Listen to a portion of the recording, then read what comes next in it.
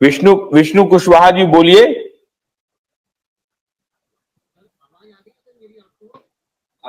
आपकी आवाज नहीं आ रही है, आपकी भी आवाज नहीं आ रही है। अच्छा, समिंद्र दत्ता जी बोलिए। कन्हैया साहब फिर आ गए हैं। हाँ, नमस्कार समिंद्र दत्ता जी बोलिए। सर नमस्कार। आयुष पाठक जी को मेरा सादर नमस्कार और लाइव में जुड़े हुए सभी व्यक्तियों को मेरा नमस्कार। सर, जिस प्रकार से नूतन मंडल जी ने कहा कि आरबीआई में हमने 73,000 करोड़ का पेमेंट किया है, वो सही है, क्योंकि सारा ने विज्ञापन के माध्यम से ये सारे पेपर में निकाला था। अब वो केवल अपना बिजनेस को बढ़ाने के लिए, अब हमारे पास क्या ऑप्शन था कि हम उसी को लेके कि हमने 73,000 करोड़ का पेमेंट कर दिया है और हमें दूसरी स्कीम में पैसा दे दिया जाए। दूसरा, जो आपका फाइनेंशियल स्कीम है उसमें भी कन्वर्जन हुआ है। मेरा भी 3 लाख रुपए का जो है ई साइन स्कीम में कन्वर्जन हुआ है। और आशुतोष जी सर, क्योंकि 2015 तक का डेडलाइन दिया था रिजर्व बैंक ने, और 2014 में हमारी ब्रांच में जितने भी आरडी के अकाउंट बचे हुए थे, वो क्योंकि पासबुक जमाकर्ता के पास थी, वो जमाकर्ता कहीं अवेलेबल नहीं थे।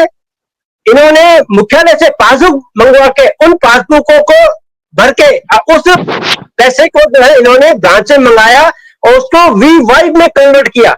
यानी वो सारा अमाउंट जो ऑफिस के स्टाफ थे उन्होंने अपने नाम पे कन्वर्ट किया। तो हम कैसे मान लें कि कंपनी ने 73,000 करोड़ का भुगतान कर लिया।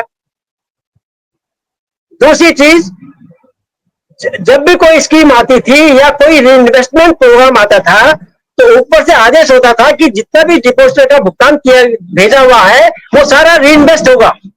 ऊपर से प्रेशर बनाया जाता था कि रीइन्वेस्ट करना है इसे। आप बताइए कैसे आदमी को भुगतान मिलेगा। नहीं तो आप ये कह रहे हैं कि सहारा क्या करती थी कि पैसा जिनको देना था उनको दे भी देती थी, और जिनका नहीं देना था, जिनका पासबुक नहीं है, जो नहीं आया, उसके पैसे को री इन्वेस्ट नहीं सर, नहीं सर, मेरा कहना यह है कि जब फाइनेंशियल की स्कीम के लिए 2015 तक का इनको टाइम दिया गया था, और जब 2014 में जब देखा कि ब्रांचों में कई आरडी के अकाउंट पड़े हुए हैं, इन्होंने जो है हेडक्वार्टर से उस सारा फोड़ की पासबुकें मंगाई और उन पासबुकों को बना के और फर्जी तरीके से केवाईसी बनाई गई, चाहे किसी पार्षद के नाम से या किसी जनप्रतिनिधि के नाम से, वो बना के उसको कन्वर्ट किया गया वीवाई में।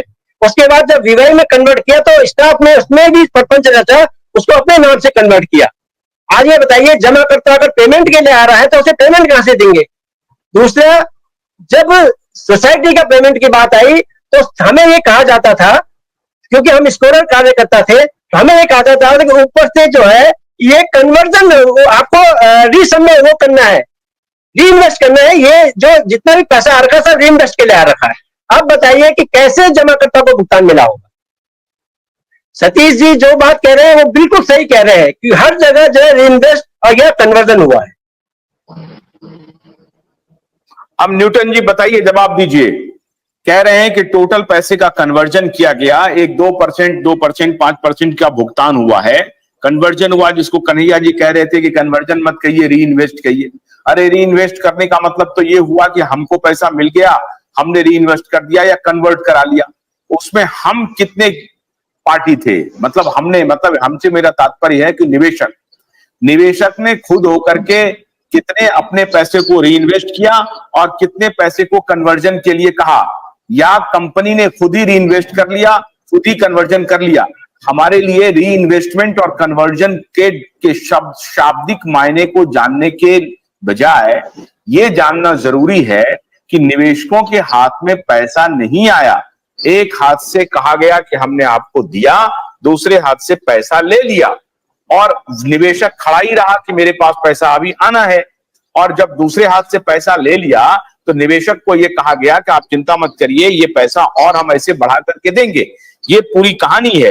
अब उसको आप कन्वर्जन कह लीजिए या री इन्वेस्टमेंट कर दीजिए। अब इस पर मैं चाहता हूं आपकी प्रतिक्रिया, जो निवेशकों से बातचीत करने के बाद पता चल रहा है। सर, आम जितना दिन से काम कर रहा है फाइनेंशियल से ही काम कर रहा है, एजेंट भी, निवेशक भी है। आज तक हमारा जो सेक्टर ब्रांच में काम करता है, पहले से कोई डिपॉजिटर का हमारा रीइन्वेस्ट का आकार में नहीं आया था, ये पहला।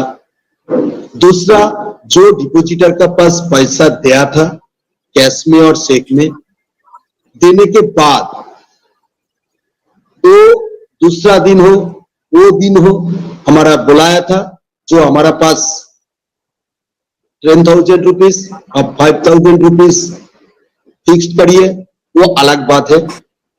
लेकिन जो साथी बोल रहा है जो 90% रीइन्वेस्ट हुआ था, जो जा हुआ था, मेरा मानना है गलत बोल रहा है, गलत बात बोल रहा है, 100% गलत बात बोल रहा है। आप कह रहे हैं कि सुरेश जी गलत बोल रहे हैं, दत्त साहब गलत बोल रहे हैं, चौहान साहब गलत बोल रहे हैं। आपका चैनल के माध्यम से जो शुभम जी हो, जो आदमी अभी तक बोल रहा है, जो 2010, 11, 12 साल तक कंपनी सही काम किया था, आप बोलिए जो 2000 में ज्वाइन किया था, 2010, 2012, 2013 में जो पैसा उठा रहा है, कोई डिपॉजिटर है जो पैसा नहीं मिलने के बाद वो पैसा दे रहा है? हो सकता है? कितना % हो सकता है?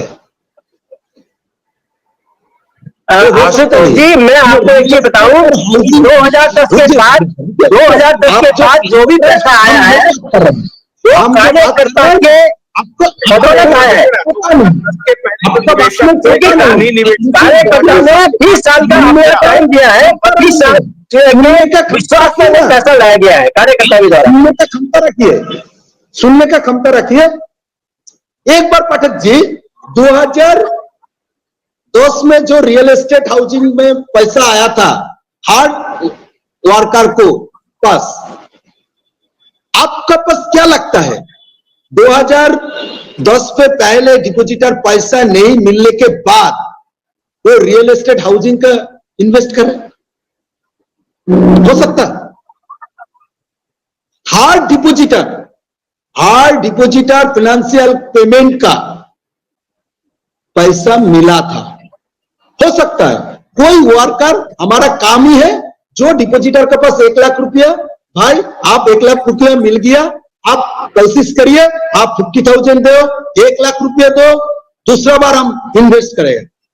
ये तो हमारा काम है।